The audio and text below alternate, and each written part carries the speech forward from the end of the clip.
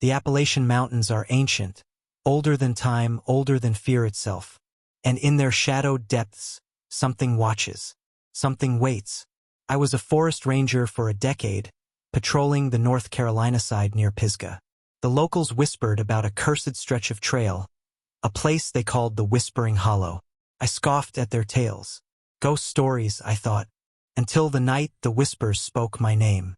That was last October. Sleep hasn't found me since. It started with a crackling voice on my satellite phone. Andy Price, a seasoned thru-hiker, was camped near mile marker 221. He wasn't new to the trail, 1,200 miles under his boots that year alone. His voice trembled, low and urgent. "There's something outside my tent," he said. "It's not a bear.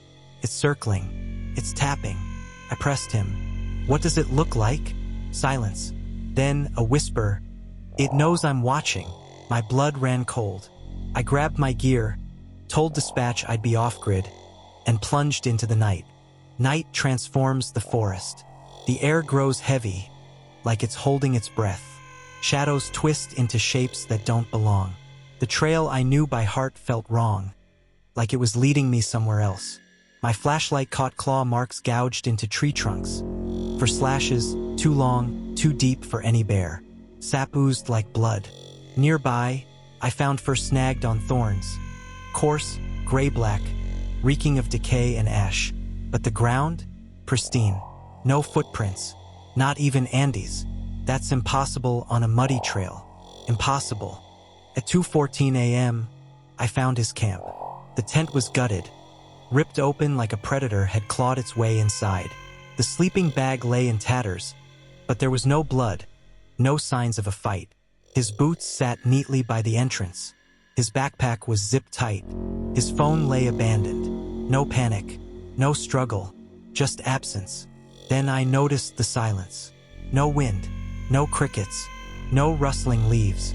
A silence so thick it pressed against my skull, suffocating. Until, click, click, click. The sound was deliberate, like bone tapping wood. Not footsteps, a signal. I spun around, flashlight shaking. Up the hill, 2 red pinpricks glowed. Too high for a man, too perfect for an animal. They didn't blink. They didn't waver. They stared.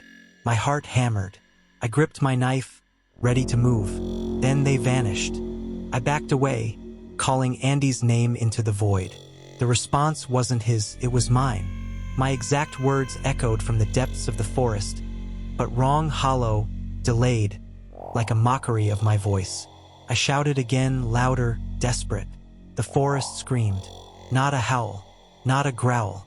A chorus of voices, old, young, male, female, shrieking as one. The sound clawed at my mind, unnatural, ancient. I ran. I don't know how I fell. One moment I was sprinting, the next I was tumbling through rocks and thorns, pain exploding in my ribs. When I stopped, my breath was the only sound.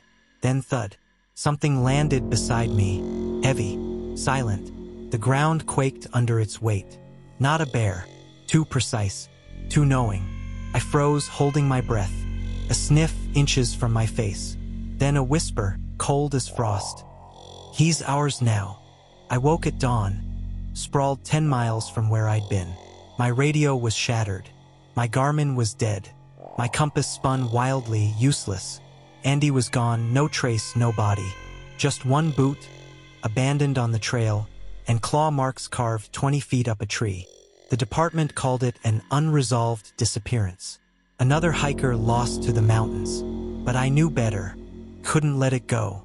I dug through old ranger logs, local legends, whispered stories. They all spoke of the long ones, tall, silent figures that haunt the ridges. They leave no tracks. They make no sound.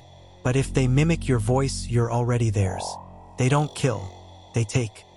A month later, I returned, armed with a rifle, camera, and GPS. The claw marks were still there, fresh ones now, layered over the old.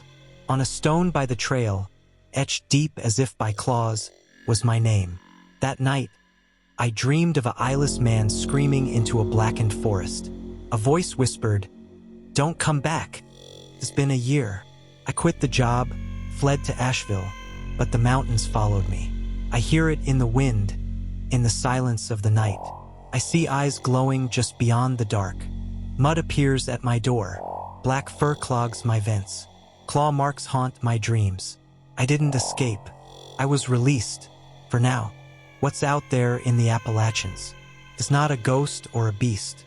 It's older, something that's always been here, woven into the roots of these ancient peaks. It waits for you to stray too far, to camp too deep, to listen when the world goes quiet. If you hear clicking, run. This tale comes from a ranger who wishes to remain nameless. Believe it or not, hundreds vanish in those mountains every year. So, if you hike the Appalachian Trail, stick to the path. Don't linger after dark. And if something calls your name, don't answer. More stories are waiting in the dark. If you want to hear them, you know what to do. Click subscribe before one of them comes looking for you.